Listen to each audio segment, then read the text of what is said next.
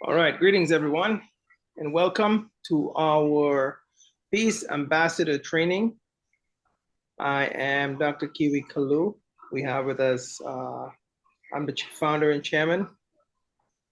We also acknowledge who's not present today, but Dr. Madhu Krishnan, who is our honorary chairman and chief patriarch. Our chief governor, Bishop Dr. Joseph Lamont, and our international governor and deputy governor, Dr. Damian Ramesar. Today we are last week was just like getting our feet wet, and today we're going to get into the real nitty-gritty of becoming a peace ambassador and what that means, and protocols and all of those good things that we have to adhere to as peace ambassador, what that means to us, and the do's and the don'ts. So we are about to enter into training. Once again, we thank you for your participation and joining with us. Without any further delay, I'm going to ask Bishop Lamont to just open in a word of prayer. Thank you, Your Excellency. And Father, tonight, as always, we depend upon you for your grace, your strength, your wisdom, understanding and knowledge that we might be able, Father, to share, to impart. And Father, for the mandate to become peace builders, to make peace, to be the peace that the world longs for. Pray as we go through this session tonight that your spirit will be with us. Bless each and everyone here tonight.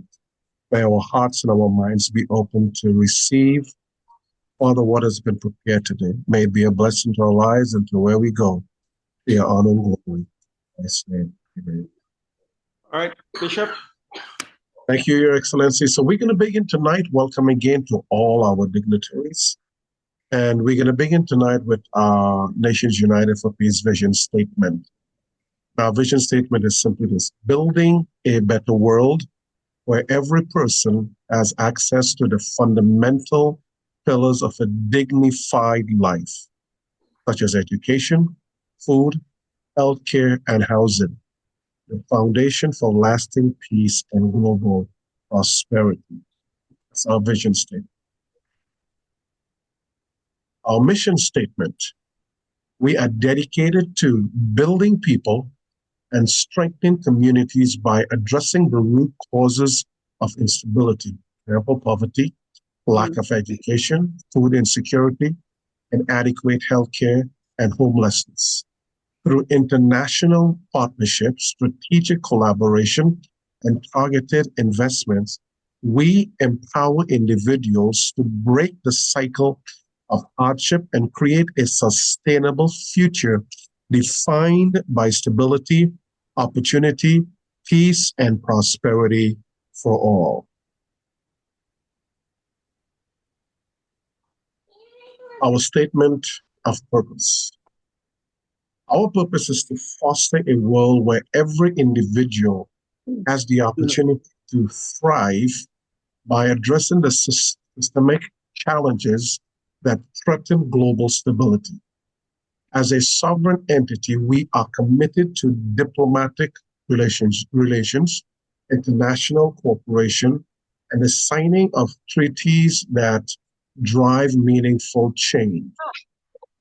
Through diplomatic engagement, strategic alliances, and sustainable initiatives, we work to eliminate poverty, enhance education, ensure food security, expand healthcare access, and provide housing solutions. By empowering individuals and strengthening communities, we lay the foundation for a more just, equitable, and peaceful world. Our goal is to unite nations, transform lives, and build a sustainable future where stability, opportunity, and prosperity are accessible to all.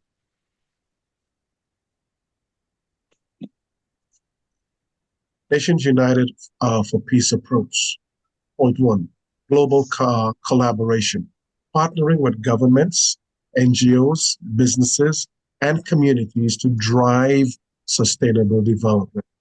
Point 2, innovative solutions, leveraging technology, policy reform, and grassroots initiative to maximize impact. Point number three, empowerment and inclusion, ensuring marginalized and vulnerable populations are at the forefront of development efforts. Point number four in our approach, sustainable development, aligning with the United Nations Sustainable Development Goals, SDGs, to create long-term solutions. So we urge you to join the movement. NUFP invites nations, organizations, and individuals to come together in a shared mission to create a better future through collective action and strategic investments in education, food, healthcare, and housing. We are building a world where peace is not just an aspiration, but a lasting reality. Welcome. Today, we are going to get started with what we would refer to as our Module 1, talking about becoming peace ambassadors. And this is our global peace training, principles of peace building and conflict resolutions. And we are going to touch on 4 major points: the principles of peace, talk about peace itself, conflict resolution, and peace building. So today we're going to start with Module 1. The principles of peace building. Peace building requires all people to be aware. Aware of what? Of their own power, strengths, and abilities, and use it to create non-violent forms of synergy with others to meet their human needs via collaboration, which to put it simply, an interaction with a greater effect. We're going to talk about this just for about 2 to 3 minutes. So we're talking about the principles of peace building. We should all be aware of our power, our strength, and our abilities, and the collaborations that we do or non-collaborations we do, and how does that meet the human needs. So talking about being aware, I'm going to ask Dr. Damien to just jump in for a moment and talk about some of those things that happens,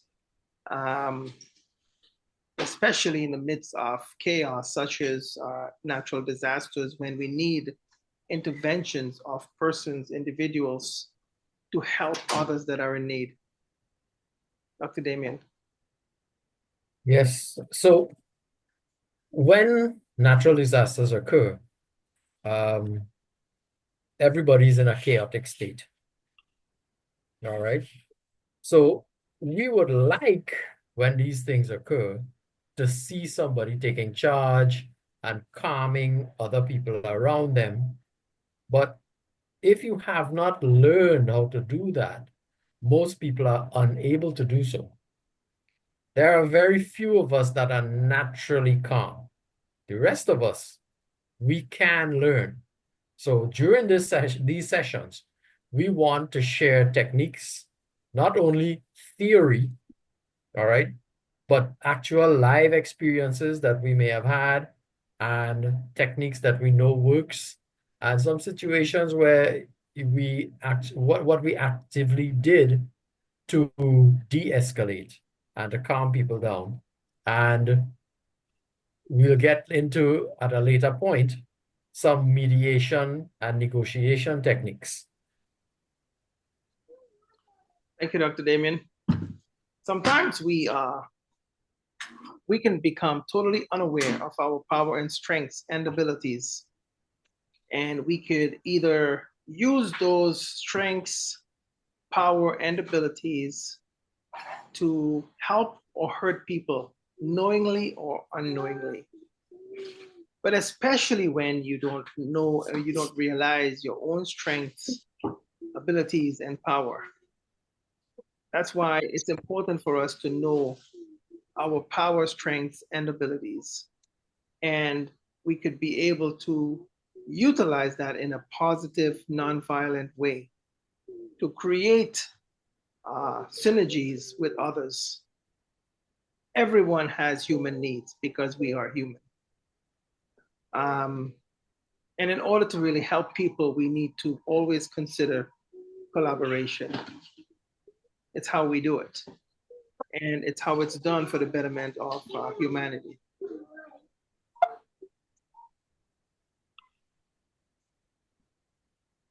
Bishop. Thank you, Your Excellency. The principles of peace building. Point number 2. Respond to the root causes of violent conflict, including unjust relationships and structures, in addition to addressing its effects and symptoms. Point number 3 is based on long-term commitment. It's based on long-term commitment. Point number 4 uses a comprehensive approach that focuses on grassroots while strategically engaging actors at middle range and top levels of leadership.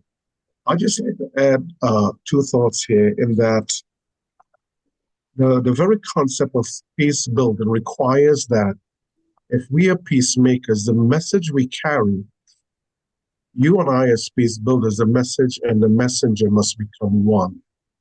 In other words, if I am not in a position of peace, peace begins with me as an individual, and it's only what is in my heart, who I am, and what I am, that I can transfer that into someone else. I just looked the word up, and for first I collaborate, and it talks about, there are many definitions of it. It talks about to cooperate with or willingly assist an enemy of one's country, and especially an occupying force. And I think that's where we begin to understand the principles of peace building, because when we go to the root causes, then we understand why people are fighting, why the division, why this is happening. And we are not just going to address the symptoms of it. We want to get to the core of it and deal with it so that peace can come, and we can have a world that we all can live in. Lindsay? All right. So talking about the principles of peace building, and on point 2 talks about response to the root causes. If we intend to fix the problem, we can't fix the problem from the top. We got to go all the way down and go back in time and find out what caused the problem. Personally, it's my belief that if something is not working, you don't continue to do the same thing that is not working, but you stop, take a moment, understand, figure out what the problem is, fix it, and then move on. So we don't continue with the mess that's in place.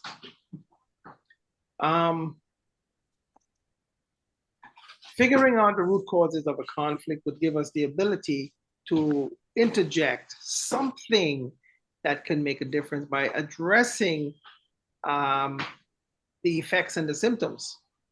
It's as though, like, let's just say we get hurt and we have some sort of an open wound and we need to stop the bleeding. You don't just stop the bleeding by wrapping it with a piece of cloth or something like that. It may need stitches, it might need a dressing, something to dress the wound. So we got to get to the root, to the bottom of it, fix it. We talked about long-term commitment. When we enter into the arena of building global peace, the first question is you're going to ask yourself, how committed am I? Or how committed do I want to become? Because it will take commitment to get it done, long-term. Peace building is not a microwave type of thing. It does not get done by pushing a button. It's going to take some work. It's going to take some energy. It's going to take some going back again. It's going to take some having many conversations, and maybe even sitting around a table and having a cup of coffee or having dinner or something beyond the norm. The comprehensive approach it's something that would include all involved. We don't build peace just because you and I have a conversation. It's about getting everyone, capturing everyone that's affected by what that root cause is. So at every level. Dr. Damien. All right, so just to touch back on what you mentioned, a quick example about root cause in Suriname. A company wanted to put in a waste processing facility on their own land, and they got all the permits and stuff. But in the permitting process, they were required to do a public consultation. And at the public consultation, the officials of the company were being crucified almost by an unruly public, simply because nobody took the time to walk and tell the public that no smoke is going to be emitted from this waste facility. That was the root cause of the almost violent interactions with the company representatives, lack of information. So when we're looking at the root causes, they may be many and varied, but we can often mix up symptomatic behavior and be totally blind to the root causes. So what was mentioned is that getting down into the depths, getting down into the trenches is important. So in-depth and participatory analysis. There are many armchair warriors who could give you their opinion or their educated opinion or their airy-fairy opinion about a situation. But you who are in the front line, you get your full analysis from information that you know by being committed and on the ground, interacting and actually empathetically finding out what are your griefs. And if you're not willing to do that, then you're going to have a challenge in the peace building process. So the principles of peace building, we're going to describe a methodology to achieve right relationships that should be integrated into all programming. And we're going to talk furthermore about strategically including advocacy. What does advocacy mean? Who is an advocate? That means you get to understand the people that you're dealing with so that you can make representation and be the voice for them. Local, national, global levels even.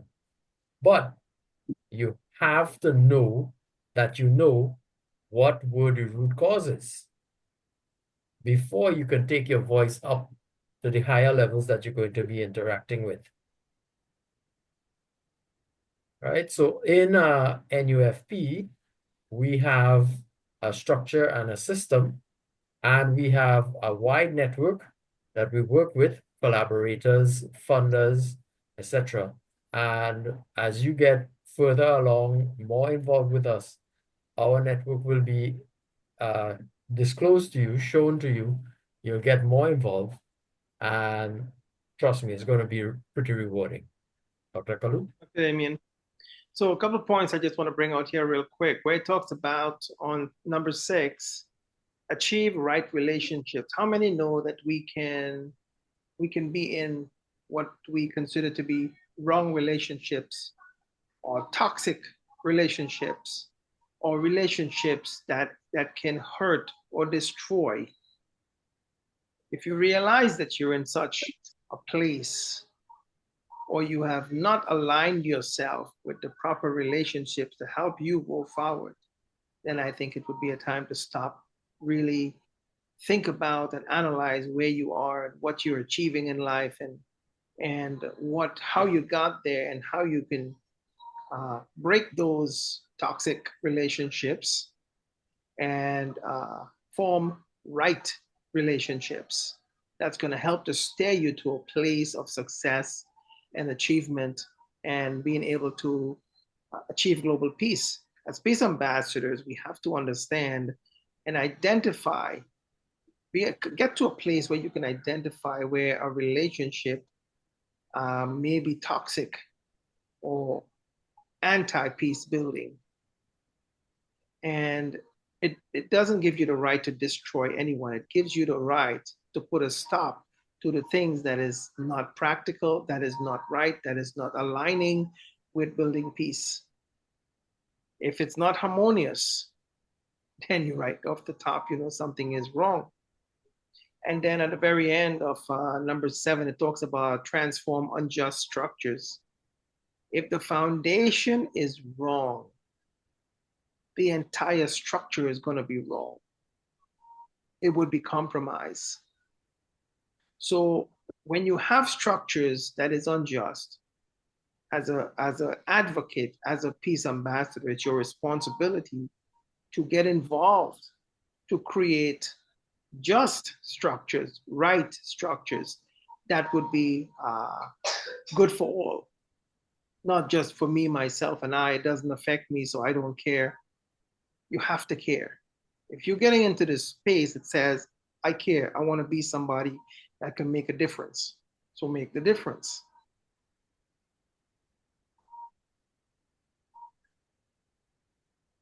So continuing on the principles of peace building, number 8 says, builds upon indigenous.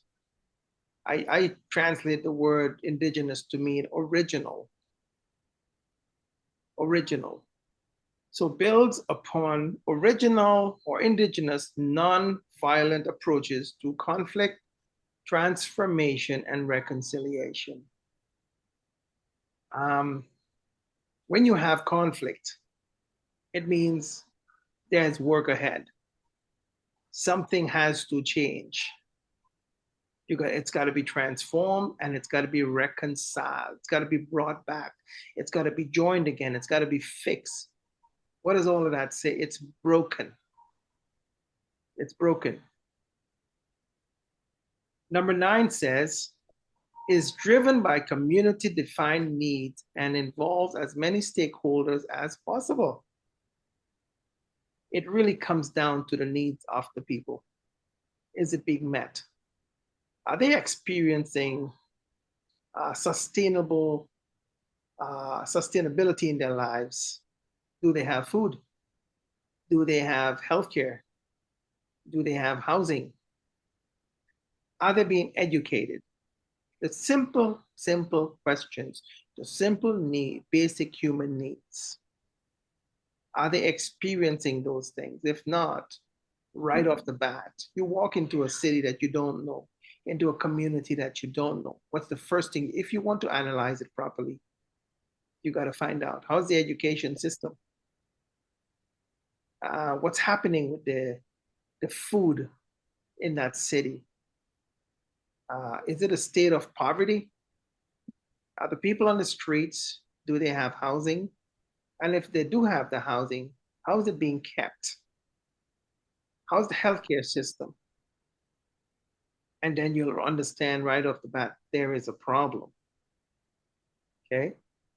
Point number 10 says, it's done through partners who represent the diversity of where we work and share common values. So it comes down to really partnering. Peace building is all about partnering. Not everybody may share your values and ideologies, but the one thing we all gonna have in common is that we need to be educated, we need food, we need healthcare, we need housing. The simple basic human needs. And point 11 says, strengthens and contributes to a vibrant civil society that promotes peace. If the people have the basic human needs being met, we will have a peaceful society. Bishop? Thank you, Your Excellency. And just to add to the importance of when we understand community-defined needs and stakeholders, and permit me just to draw something from the scripture. Jesus said, when you go to a city with rock, peace come upon it. And in order for your peace to come upon that, you find in that city, in that house, the man or woman of peace. Because your whole intent there is to bring peace via the stakeholders, via the partners, because you know the needs of the community. So you find that one that has that need, that is able to know the demographics of the community or the society or nation, and work with that person to bring peace to that area. And I'm going to read a scripture. Let me just read the scriptures we hear. That reconciliation. Matthew chapter 5, verse 23 to verse 24. Therefore, if thou bring thy gift to the altar, and there rememberest that thy brother had aught against thee, leave there thy gift before the altar. Go thy way, first be reconciled to thy brother, and then come and offer thy gift. And the simplest of way is simply this. It is not you that have done the wrong. If your brother is the one that have done the wrong, this is just saying you take the responsibility, you take that wrong upon yourself, leave gift and go make it right with the one who have done wrong. You are becoming an advocate. You're taking the wrong of that person because you want to make it right. You are building peace. That's what reconciliation is all about. So reading that portion of scripture from the Bible brings us to a question. Your brother had done you wrong. So you go about your business. You want to take your gifts and offer it to God because we all get holy and self-righteous. Oops, did I say that out loud, Bishop? That's good. It went well. Okay. That happens sometimes to me. It just comes out, right? So just bear with me a little bit while sometimes that happens. What is the God thing to do?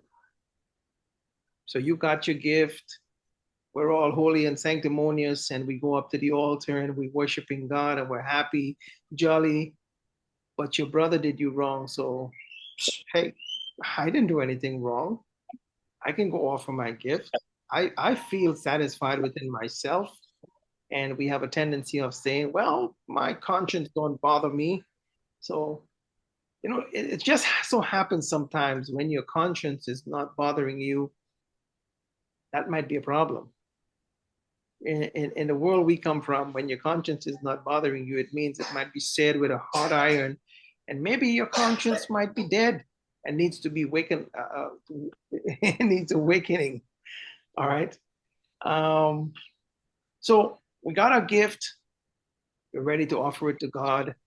What is that referring to? What is that implying to us? So here's what it really implies to us, right? Priority one, number one, priority of reconciliation, right? This was Jesus that was speaking, and he made a statement. The verse implies that making it right with your brother takes precedence over religious rituals. So we got a ritual. We're accustomed of going to the altar and offering our gifts. But here he's saying to us, don't continue with the ritual. I have no interest in your ritual. I have interest for you to want to be right and want to do right and want to make it right.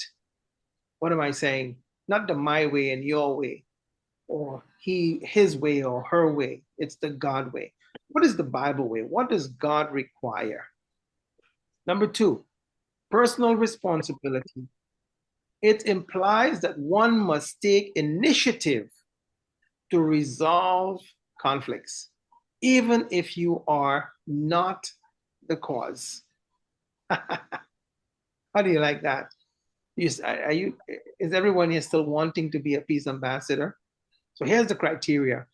It implies that one must take initiative. It's on you. It's your responsibility to resolve conflicts, even if you're not the cause. True worship and offerings to God are not just about rituals, but about the condition of your heart and relationships with people. How a man thinks, so is he. What is the condition of your heart? Don't answer that. That's something to think about. And how is your relationship with people? Is it about me, myself, I'm okay, and that's all that really matters? Is that it? That should tell us if we are being God-centered or not. And point number 3, forgiveness and unity. It highlights the need for forgiveness.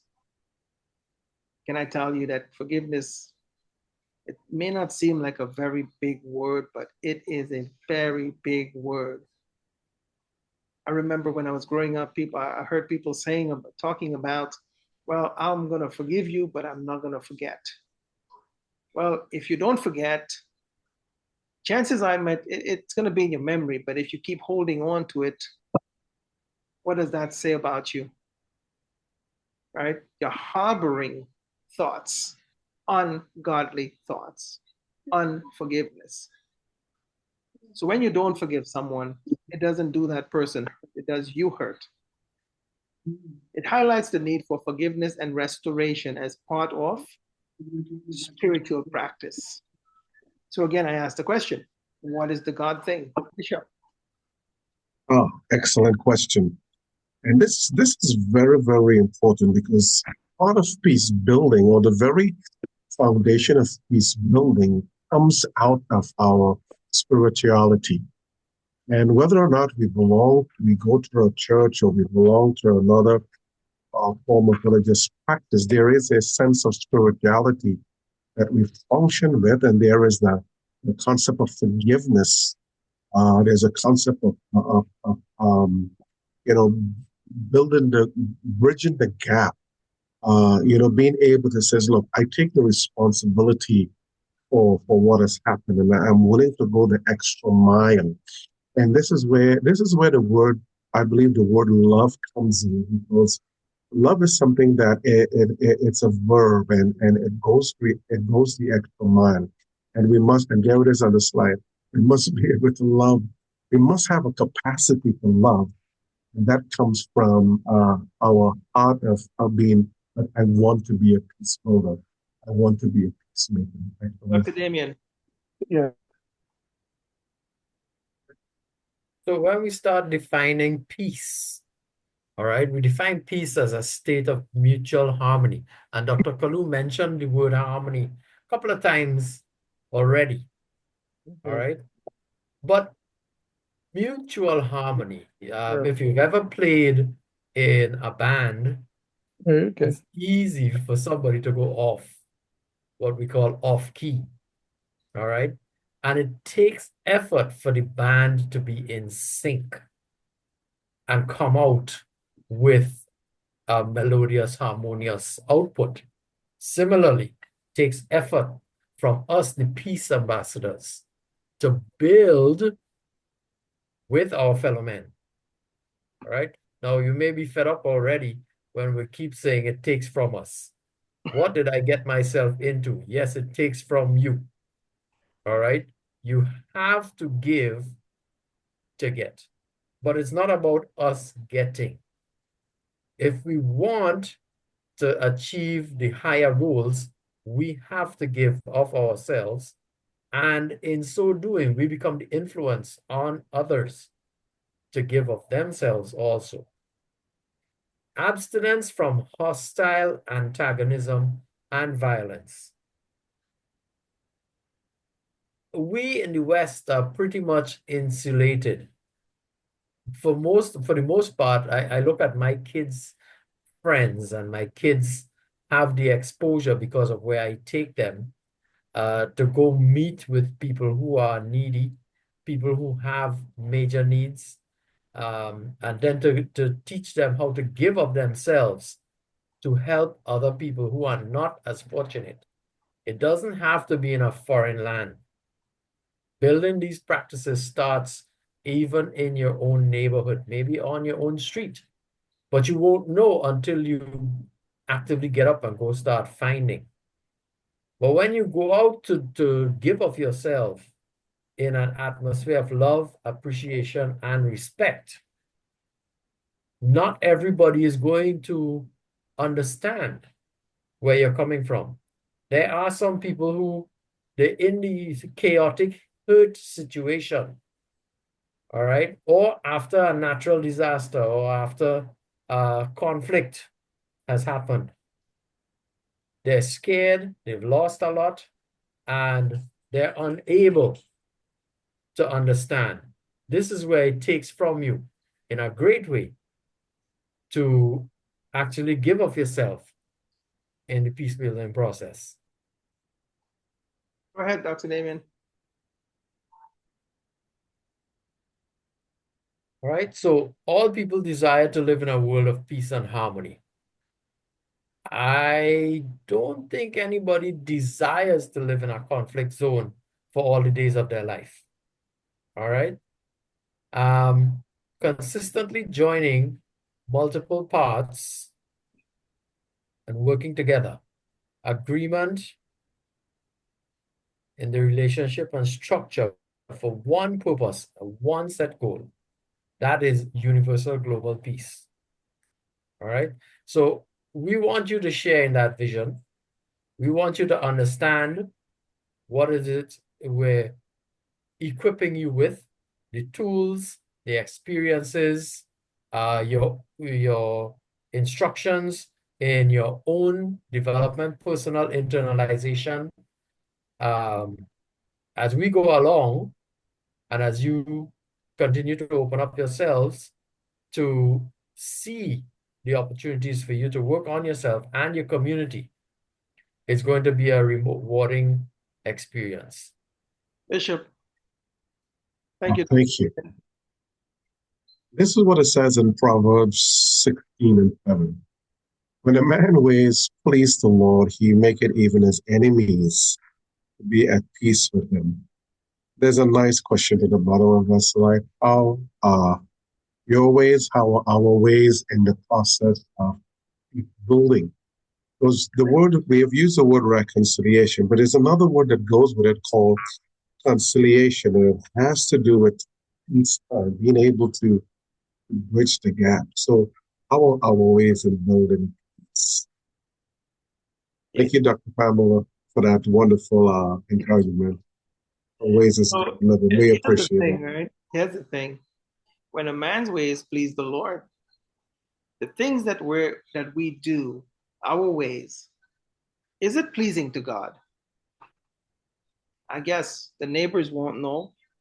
Wives, husbands, children, brothers, sisters, mothers, fathers. Nobody may ever know of your ways but you and God, right? But how is your ways?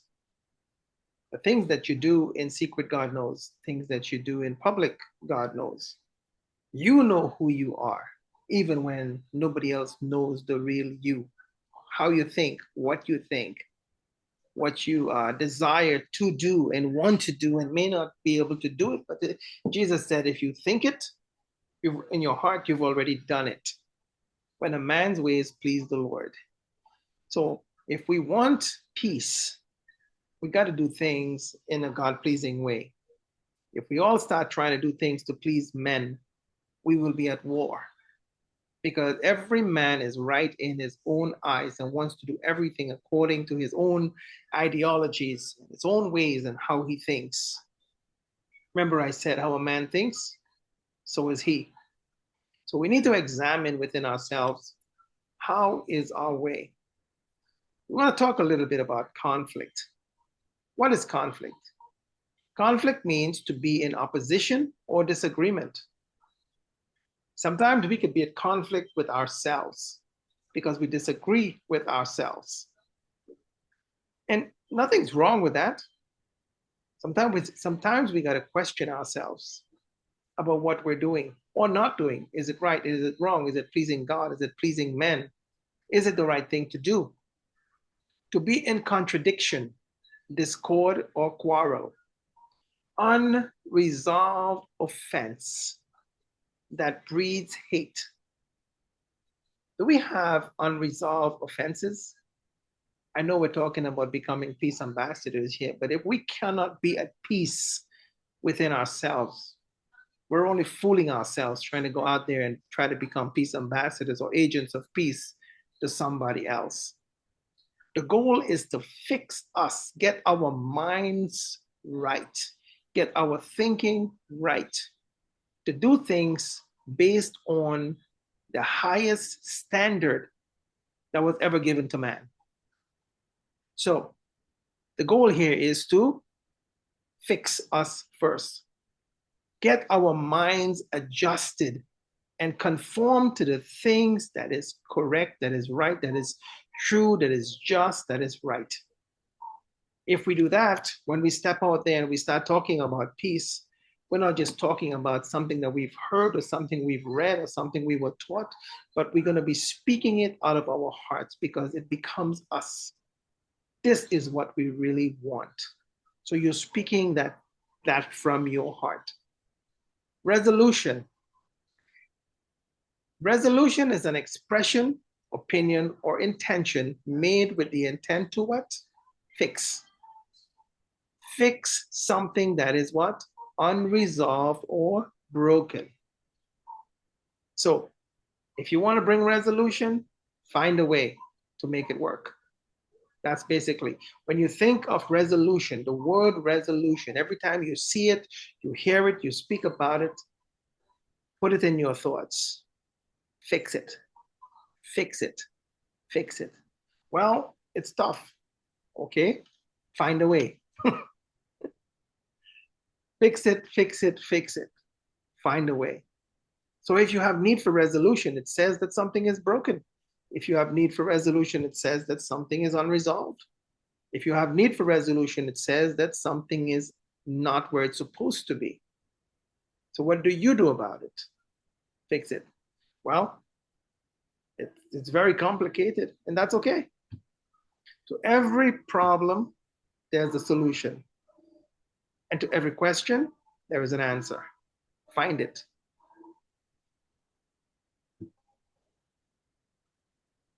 Bishop. Thank you, Excellency. And just to bring a thought out of the last slide, if something is broken, fix it. Someone came to me with a situation and he says, I don't want to be, if it was a marital problem, he says, I don't want to be with it because we have irreconcilable indifferences. And my question to him, I said, are you willing to forgive her? Yes. Do you love her? Yes. He says, well, why are you saying that there's irreconcilable indifferences? Love in itself will cause you to be able to fix whatever that's happening between you both. But at the end of it, he just wanted out of it. When we come to construct peace, seeing that wars begins in the minds of men, peace therefore must also be constructed in the minds of men. What is war?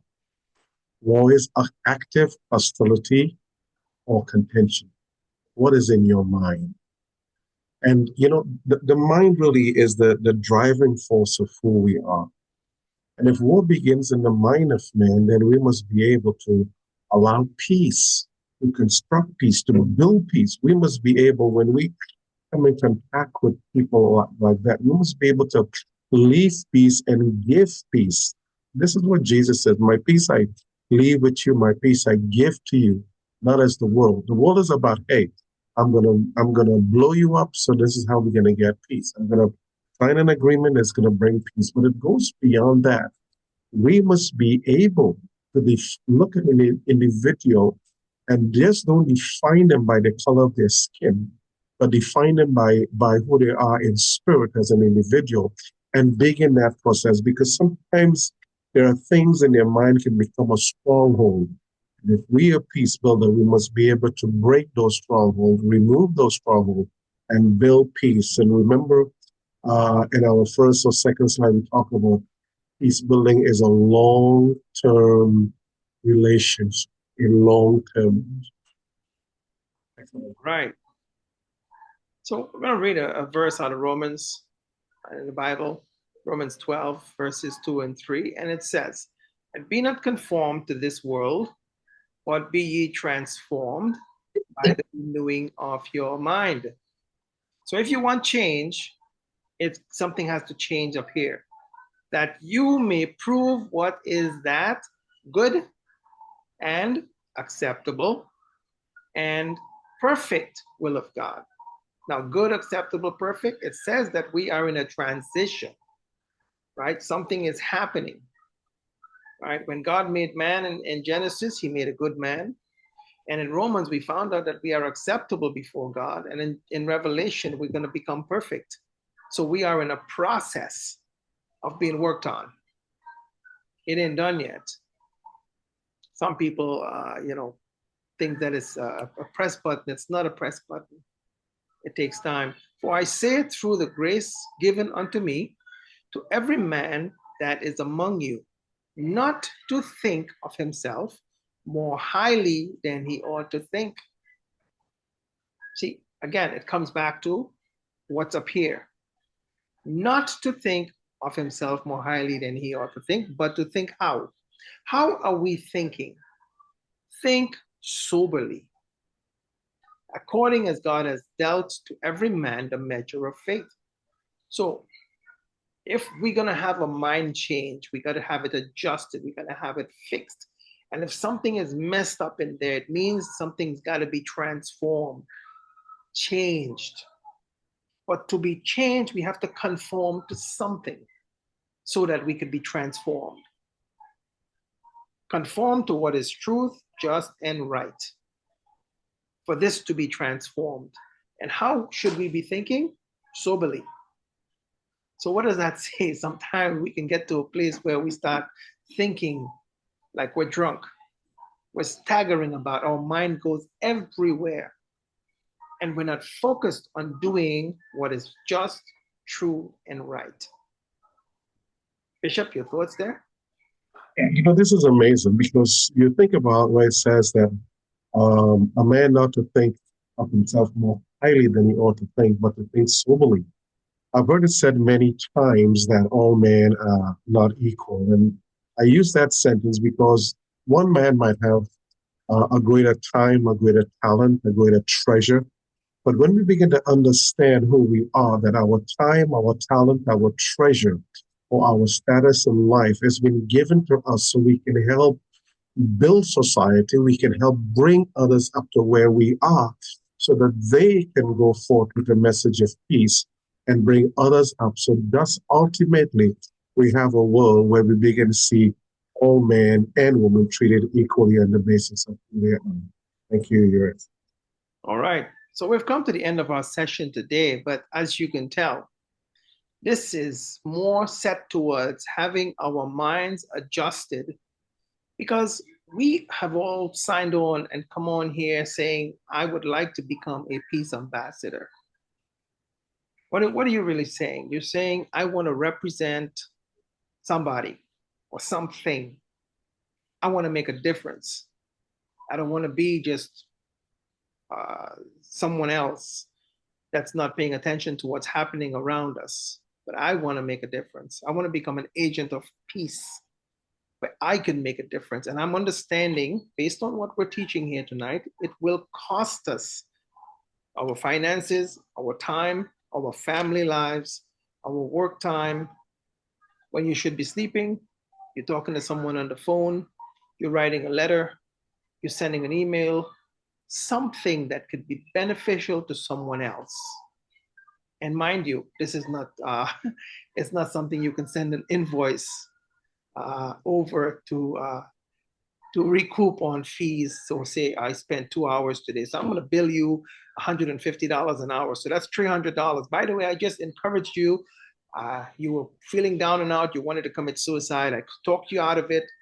And maybe that's a very serious thing. So because I had to help you through this, I typically charge $150 an hour, but I'm going to charge you $300 an hour because I just saved your life. It's not billable.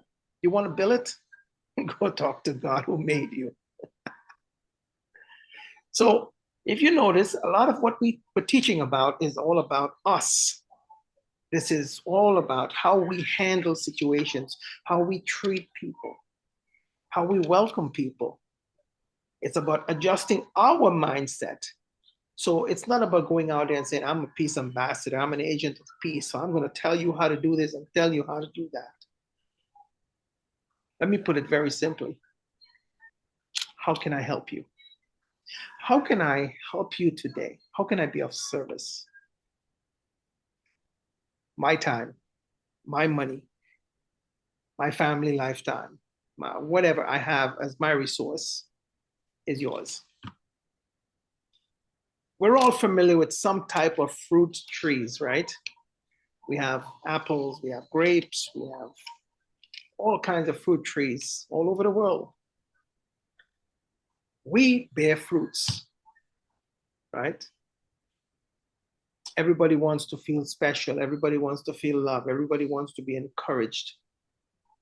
Our gift was not intended for us.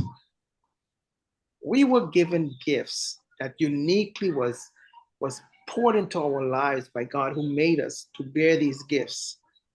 But I want to tell you something today. Those gifts was intended to give away to others. Our gifts was not intended for us, but it was intended for others. Why would I say that? Well, have you ever seen a tree that eats its own fruit? And I remember I often tell this in many of my classes that, in Trinidad, we have a lot of mangoes, different varieties, and the most ripe, juicy, loving mangoes would be at the very tip that you can't reach with a rod. You can just stand up and jump and reach it. Do you know what we do? Crazy people from Trinidad, I tell you. They're a little up there when it comes to getting the fruits. So we would look on the ground, find broken sticks and rocks, and throw it at that thing and pelt it down until it comes down and we get it to eat it. When people start getting at you and start throwing stuff at you, sometimes you're like, man, why are you attacking me? Why are these people attacking me? I'm just so tired of it.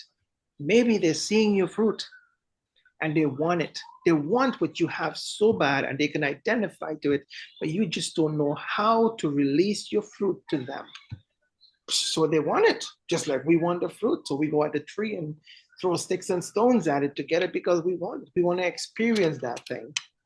We who have it and experiencing it, we don't want to share it and they want it so bad. So they come at you for it. Food for thought. Bishop, I'm going to ask you to just take it and allow everyone as you bring in to. Thank you. Thank you, Your Excellency. And I just want to close with this one thought on peace building. And it's a familiar story, and I'm sure many of you will be aware of it, where Jesus gave a thought on a man left Jerusalem and he went down and he was beaten and he was robbed. And a priest and a Levite came by and they just looked at him and they passed the other way. But a Samaritan, a stranger, came. And back then the Jews had no dealings with the Samaritans. And he says that the man took him and he poured oil on his wounds and he bandaged him up and he put him on his donkey and took him to the inn. And then he told the innkeeper, you take care of this man. He gave him some money. You take care of this man. And when I return, whatever it cost you, I will pay for it. To me, that is an example of building, looking at another man who you may have, or a woman that you may have nothing to do with, and yet you can reach out with your own time, your own talents, your own treasures, and bring peace and be a blessing to such an individual. This is what Nations United Peace is all about. So let me break in and let me call, wonderful having all of you. And I may probably ask Dr. Damien to help me to bring on some else also. We have Candy Bottomley. Can you unmute and just share your thoughts on tonight's session? And as much as we want to bring many of you, we will try to limit it just for a minute. So Candy, can you unmute? Candy and Joshua. Do it. Oh, there we go. Hi. Hi. It was a good presentation with a lot of information. It's going to take me a while to marinate on it, but a very positive message. How we need to be peaceful inside before we can share peace on the outside. Thank you very much, Candy. Joshua, do you want to say something? No, Josh went in the other room. Sorry. Okay, that's all right. That's okay. We appreciate that. We have 414 Karen Grizzle. Good evening. Good evening. Welcome. Thank you so much. Well, just discussing the parts of the scripture where it talks about the renewing of the mind is something that I myself have spent a great deal of time on, especially the last few years. The more God gets a hold of me, the more I realize that if my mind isn't right, then I can't even hear him correctly because everything comes through the filter of my own thoughts. And it's a very good reminder, especially being one who is not always the calmest woman in the room, to remember that if I will just allow the Holy Spirit to truly change my mindset, then I can become the calmest woman in the room, and then to from there have a calming influence on others. But it takes effort, and you have to be intentional about it. Some of us more than others. Thank you, Karen. That's a good word, being intentional. Number 424, Ethan Daniel.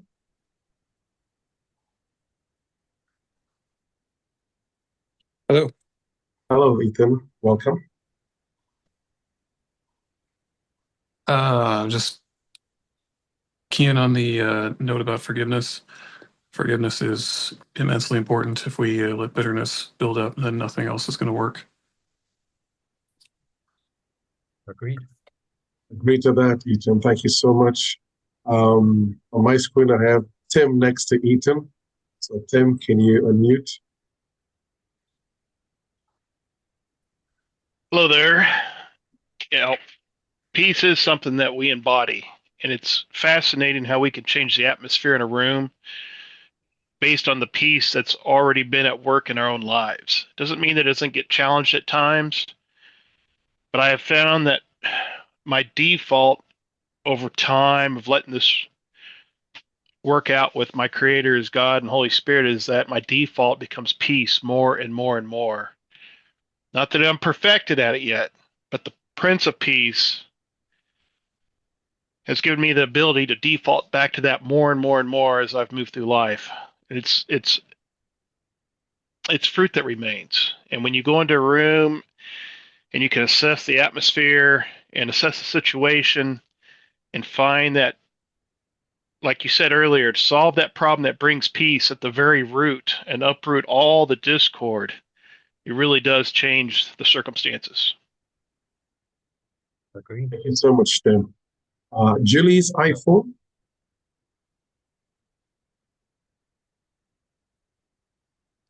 Hi, how's Hi, welcome. everybody? Are you Nice to doing well? see you and talk to you. Good.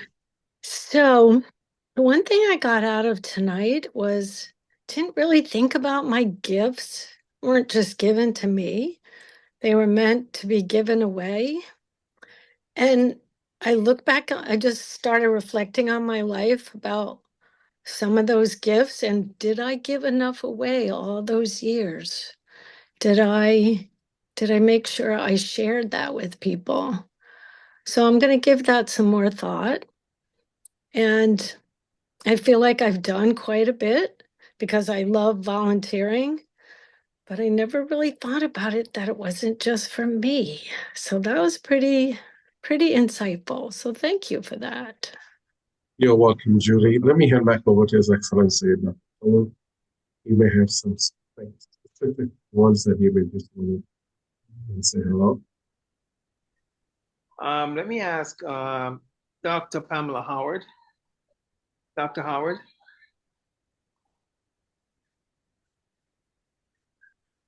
Well, I stepped away, but nevertheless, I get honored to actually being here. But for me, all of this is my passion. I've actually been doing the love for people for quite some time, at least over 20 some years. I've always had that passion. So for me to be a peace ambassador, it just actually fits in all the pieces for me to be able to do more. And making sure I educate others to also be peace ambassadors too, because right now I deal with um a nation as itself, and I have younger men and women who are thirsty for change in their life. So, as well as that, I also have a passion to making sure that our women are being more taken care of and having the corrected facility, especially when they go through changes. And it goes both ways, but one of my passions for me to be dealing with that myself is making sure women have a facility for safe haven. So I really appreciate this. Thank you. Number Bobby, number 453.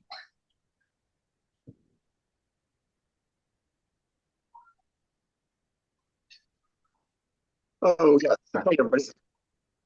Yeah, I enjoyed tonight.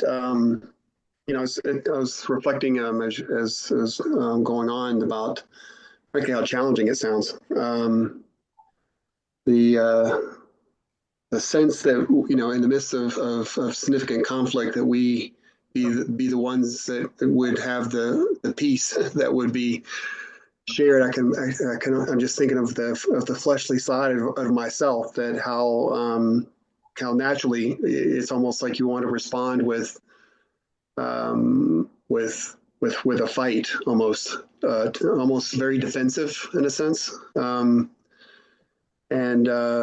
and it's contrary to probably that human nature that we would respond with peace. And that's you know, to reflect on that is kind of, and of course your metaphor about the tree, you know, the tree and the fruit of the tree, I thought that was pretty cool. About, you know, literally, you know, what trees ever eaten the fruits, and that's, you know, I like that too. So yeah, so I see it as a obviously we all each need to have an inner working, you know, obviously to be prepared to be peaceful, peaceful people.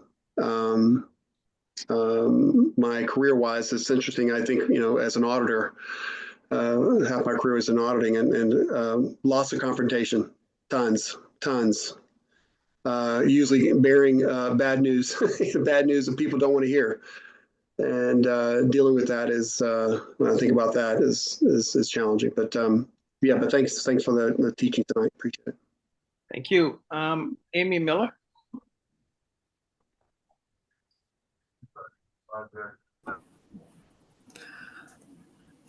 What really stood out to me tonight was looking at the roots in our lives that cause us to make the decisions that we make or the thoughts that we have. I have a passion for children and education and those who are hurting. And I have found over the years that not only for myself, but for other people, if we can help others to be able to go the root of what's causing the lack of peace on the inside of us, that it changes the atmosphere and it changes the course of our lives. So thank you so much for sharing with us tonight and giving us hope and encouragement that we can pass on to others. Thank Yeah, you so right much. there. Got a thought there, Dr. Pamela? Annalise? Hello, good evening, everybody. Hi. Yes, blessings, everybody. Pleasure to be here. Yes, tonight was great. I think that inner reflection that a lot of us are starting to have as we're going through these trainings is just really paramount in our growth, so that we can be those peace ambassadors that are truly needed in this world. I believe it was Dr. Pamela that spoke last week. Forgive me if I am calling on the wrong person, that talked about the mental health of people in our communities greatly suffering. And sometimes what I've found is, just as we're in our communities, whether it's with our neighbors, our own family, coworkers, or people that we're dealing with, team members, is sometimes just being that listening ear, getting to that root cause, helping them work through something. I know for me, sometimes just having my husband listen to me, I don't need him to fix the problem necessarily, but just having him listen to me is all that I need. And so I think when we go out and we be that change in the world, it's just incredible. And I'd also like to just say that I'm very proud of the people on this chat, because over the last week, myself and several other of the people on this chat actually got to firsthand utilize some of those skills from the presentation and those concepts and put that into play in real life.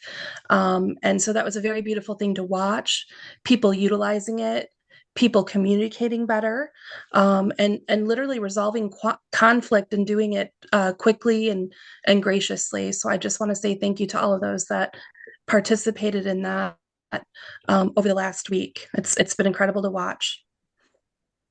Well, greatly appreciated. I know we have quite a lot of people on tonight. I just want to give an open moment here. If anyone feels that you need to express something that registered to you, by all means, please just unmute and go right ahead. I'm just going to open it up for a minute. If there's anyone that wants to share something and we didn't call on you because of time, and we try to switch it up every week, but there's a free opportunity to introduce yourself and share your thoughts.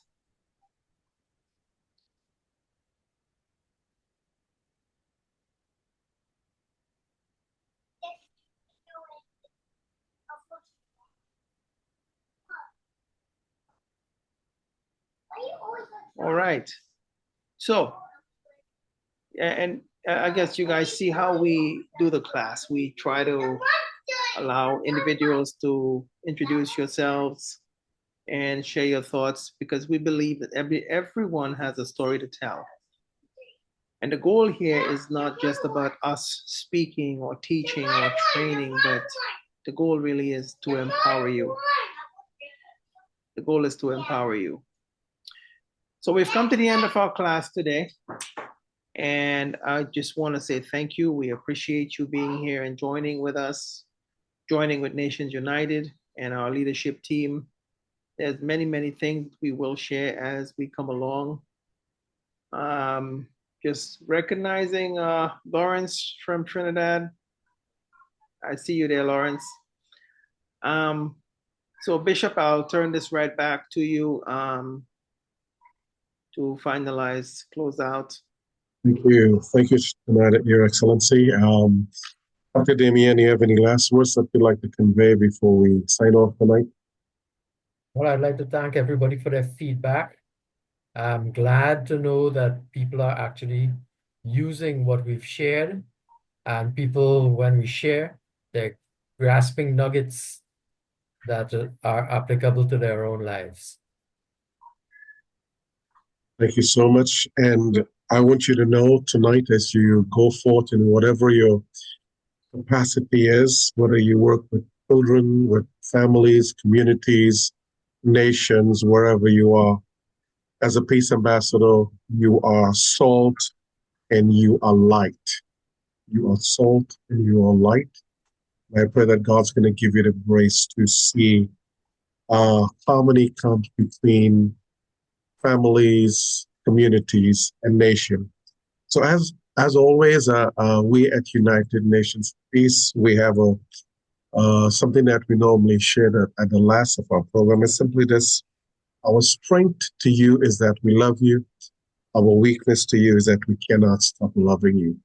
So on behalf of all of us here tonight, His Excellency, our Chairman, Dr. KIWI KALLOO, Deputy Governor, Dr. Damien Ramesser, and yours truly, Bishop Joseph Lama, we say God bless you, and good night, good morning, good afternoon, wherever you are. Have a great week. Bye-bye for now. Grace and peace to you guys. Blessings. Enjoy. Good night. Thank you. Thank you. Thank you.